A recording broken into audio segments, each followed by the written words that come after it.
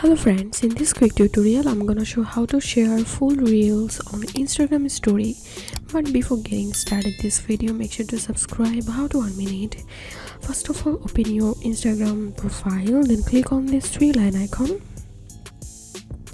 and click on saved, and here you will find your all the saved reels. So right now I want to share these full reels on my Instagram story, and as you can see, these reels duration is 35 seconds.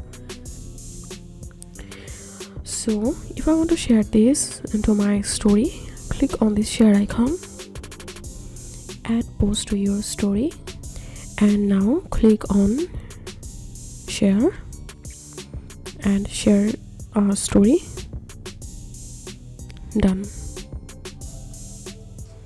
And now if I go back to my feed and refresh my Instagram and click on your story, and here we can see this reels is shared on my story.